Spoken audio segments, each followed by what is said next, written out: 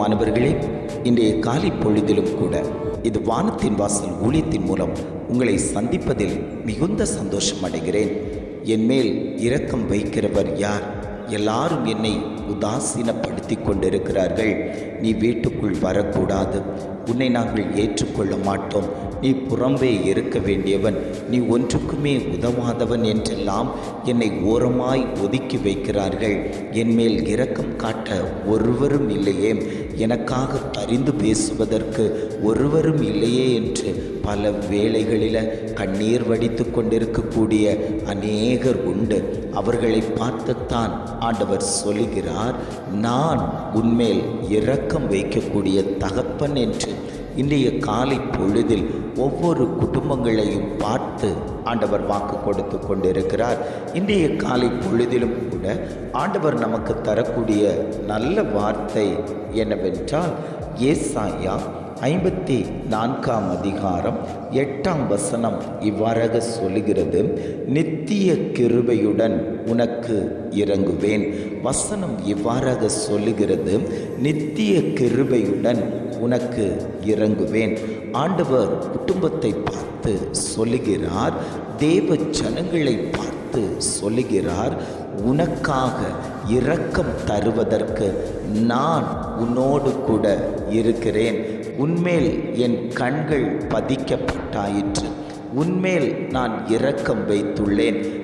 உன்னுடைய குடும்பத்தார் இரக்கம் வைத்திருக்க மாட்டார்கள், உன்னுடைய பெற்றோர்கள் இரக்கம் வைத்திருக்க மாட்டார்கள், உன் சொந்த பந்தங்கள் உன்மேல் இரக்கம் வைத்திருக்க மாட்டார்கள், நண்பர்கள் உன்னை உதாசீனப்படுத்தி இருப்பார்கள்.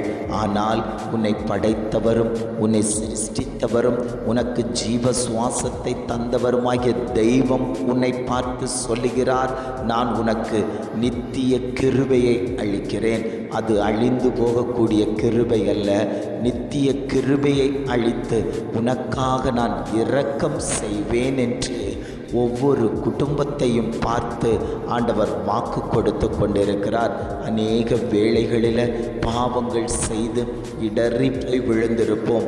தேவ சமூகத்தில் அமர்ந்து கொடுத்த நான் தான், வேதாகமத்தை படித்த நான் தான், இது பாவம், இது பாவம் இல்லை என்கிறதை நன்றாக உணர்ந்த நான் தான். ஏதோ என் சிந்தனையில் ஏற்பட்ட சில தவறுகளால் பாவ வழிகளுக்குள் விழுந்து கிடந்ததினால் ஆண்டவருடைய இரக்கம் என் மேல் வராமல் போய்விடுமோ என்று நீ ஒளிந்து கொண்டிருக்கிறாய் அல்லவோ? ஆண்டவர் சொல்லுகிறார், மகனே, நீ ஒளிந்திருப்பதற்கல்ல, உன்மேல் நான் இரக்கம் வைத்து விட்டேன். என் சமூகத்தில் வந்து மன்னிப்பு கேட்பாயானால் நான் உன்னை மன்னித்து மீண்டும் என் பிள்ளையாய் உன்னை உருவாக்கி எடுப்பதற்கு நான் சித்தமுள்ள தகப்பனாய் இன்றைக்கு முன்னோடு கூட இருக்கிறேன். மகனே, தன் பாவங்களை மறைக்கிறவன் வாழ்வடைய மாட்டான், அதை அறிக்கை செய்து விட்டு விடுகிறவனுக்கோ இரக்கம் உண்டு என்று சொன்னது போல உன் பாவத்தை அறிக்கையிடும். தேவ சமூகத்தில் கண்ணீராய் ஊற்றிக்கொடு. நான் உன்மேல் இரக்கம் வைத்து உன்னை மறுபடியும் உன்னை உயர்த்துவதற்கு நான் வல்லமை உள்ள தகப்பனாய் இருக்கிறேன். மகனே, எத்தனை முறை இடறி விழுந்திருக்கிறாய், எத்தனையோ முறை தவறி விழுந்திருக்கிறாய். ஆனாலும் தேவ சமூகத்தில் வந்து கேட்ட போதெல்லாம் நான் உனக்காக இறங்கி வந்து உன் பக்கத்தில் உட்கார்ந்து கொடுத்து உனக்கு ஆறுதலும் தேர்தலும் கொடுத்து நான் உன்னோடு கூட இருக்கிறேன் என்று சொன்ன தகப்பன் இன்றைக்கு உன்னை பார்த்துத்தான் சொல்லுகிறார், நான் உன்மேல் இரக்கம் வைத்திருக்கிறேன் என்று ஆண்டவர் வாக்கு கொடுத்து கொண்டிருக்கிறார்.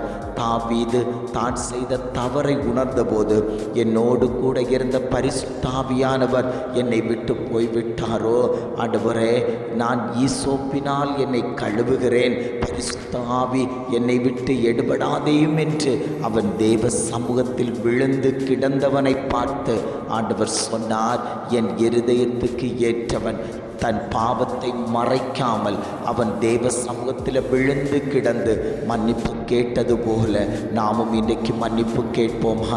எத்தனையோ பாவங்களை அனுதினமும் நாம் செய்து கொண்டிருக்கிறோம். கண்களினால் பாவம் செய்கிறோம், வாய்களினால் பாவம் செய்கிறோம், கைகளினால் பாவம் செய்கிறோம். என்னென்ன காரியங்கள் எல்லாமோ நம்முடைய மாம்சம் செய்து கொண்டிருக்கிறதல்லவோ, அத்தனை பாவங்களையும் தேவ சமூகத்தில் அறிக்கையிட்டு ஒப்பு கொடுப்போமே ஆனால் இன்றைக்கு ஆண்டவர் உங்களை பார்த்துத்தான் சொல்லுகிறார், நித்திய கிருபையுடன் நான் இறங்குவேன். நீ பாவத்தை அறிக்கையிடும் போதே உன்மேல் கிருபை ஸ்தாபிக்கப்படும். அந்த கிருபை உன்மேல் வைக்கப்படும் போது நீ உயர்த்தப்படுவாய். நீ வாலாகாமல் தலையாவாய் என்று ஆவியானவர் உங்களை பார்த்து பேசிக்கொண்டிருக்கிறாய். அந்த கிருபை தகுதியில்லாத ஒருவனை தகுதிப்படுத்தக்கூடிய அந்த கிருபை இன்றைக்கு உன்மேல் வைக்கப்படுகிறது.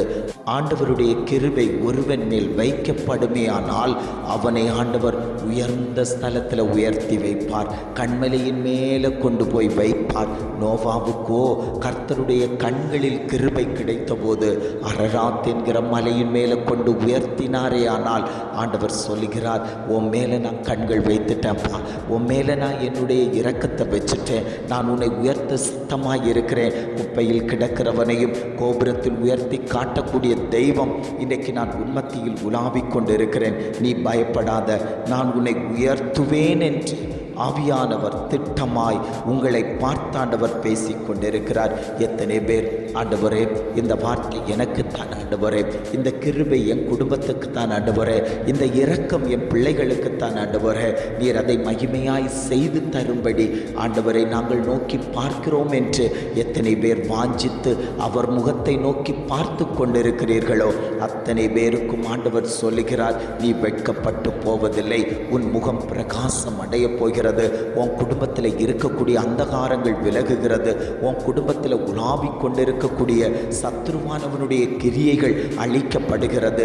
ஏனென்றால் வெளிச்சமாகிய கிறிஸ்து அந்த கிருபையை தருவதற்கு, உன்மேல் இரக்கத்தை வைப்பதற்கு நான் உன் குடும்பத்தில் உலாவிக் கொண்டிருக்கிறேன். நான் அதை செய்து நிறைவேற்றுவேன் என்று ஒவ்வொரு குடும்பத்தையும் பார்த்து ஆண்டவர் வாக்கு கொடுத்து கொண்டிருக்கிறார்.